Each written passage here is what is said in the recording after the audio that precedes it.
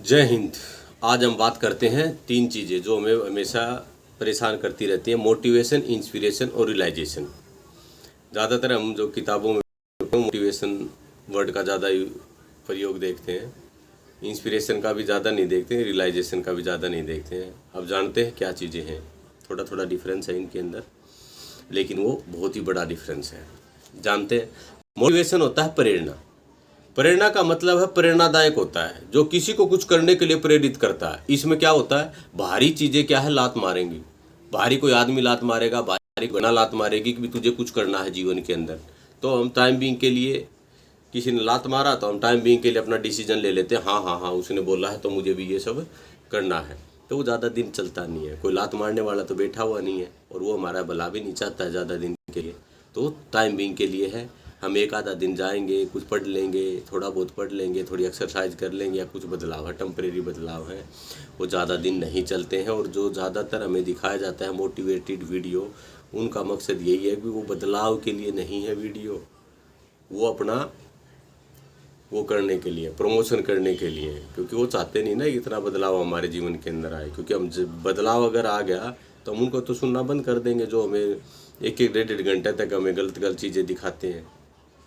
ठीक है, तो इसलिए मोटिवेशन बहुत ही छोटी चीज़ है, उनसे ज़्यादा मोटिवेट ना हो, और जो सही चीज़ें हैं जीवन में उनको जीवन में लाएं।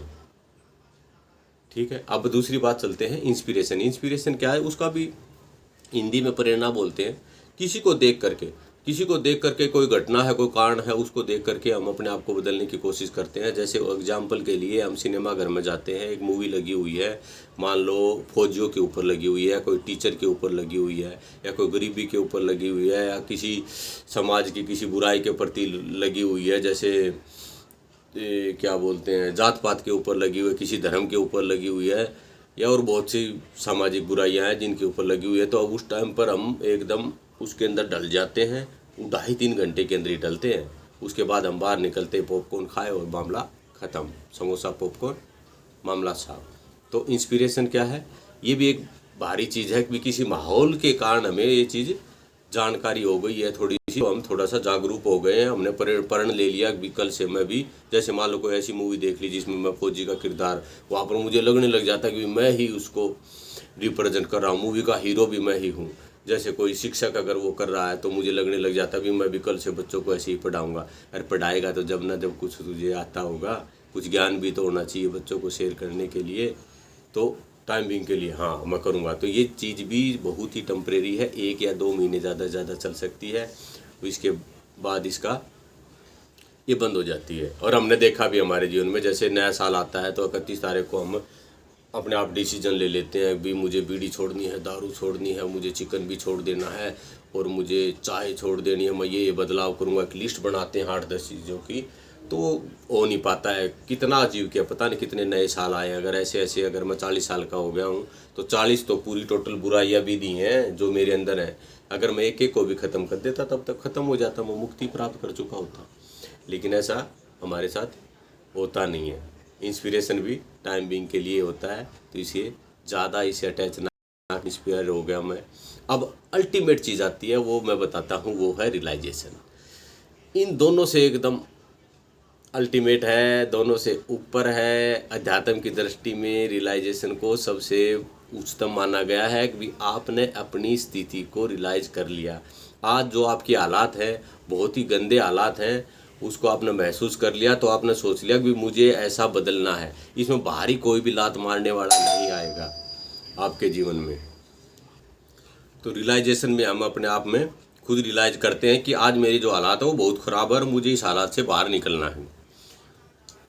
जो बदलाव होगा ये ज़्यादातर प्रभावित होगा, क्योंकि धक्का और लात मारने वाला कोई इंतज़ार नहीं करना पड़ता है।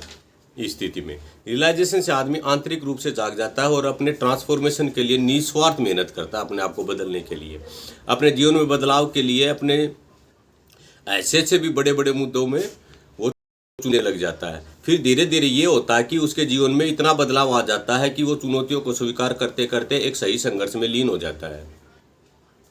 अब वो जो भी करेगा वो सही करेगा। उसके एक समय ऐसा आएगा कि वो दूसरों की भी मदद करने लग जाता है। उसे पता चल जाता है कि जीवन जीने का क्या परिणाम होता है। फिर वो इस बात को दूसरों तक पहुंचाने की कोशिश करता है और इसे दूसरों को कुछ भला हो जाए। उसी अंतर देखते देखते ये आत्मज्ञान आने लग जाता है कि वो निष्कामी हो जाता है। अध्यात्म में इसी निष्कामी कहा जाता है। जो हम बोलते हैं ना, ये यज्ञ कर लिया, हवन कुंड बना लिया, उसमें घी डाल दिया, लकड़ी डाल दी, ये कोई हवन नहीं है, ये प्रदूषण फैलाने के तरीके हैं, ये कर्मकांड के तरीके हैं। अध्यात्म में जो दूसरे को ऊंचाई, जो दूसरे आदमी को नीचे चेतना के स्तर से ऊपर उठाए, उसको निष्कामी बोला गया है और उस काम को ये बोला गया है। और यह कुछ नहीं है। उसी को हवन बोला गया है जो कुछ जलाए।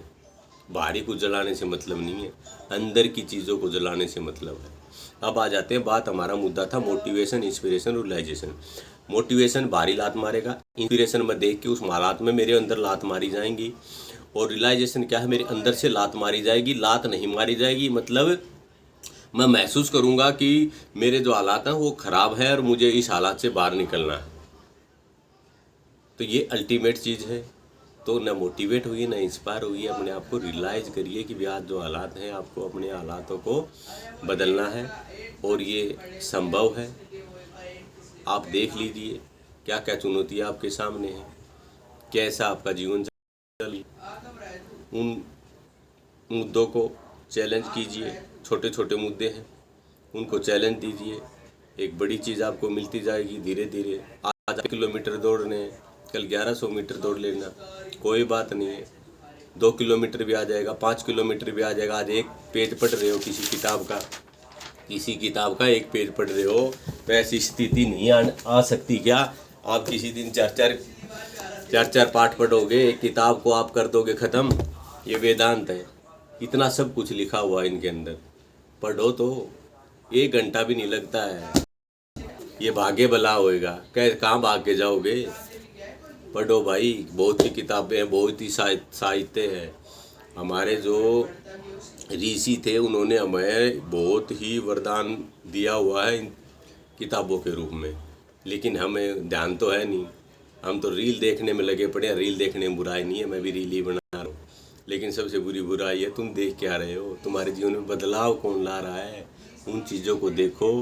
और इस मेरा एक ही उद्देश्य बचा हुआ है अभी जो चीज़ मुझे मिली है, मैं चाहता हूँ वो तुम्हें भी मिल जाए कैसे भी तरीके से। और मैं पूरा प्रयास करूँगा, पूरी मेहनत के साथ लगूँगा।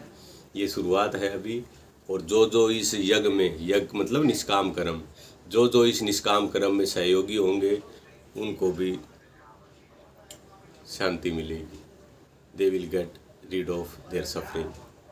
Slowly you will come to know how to get rid of your suffering.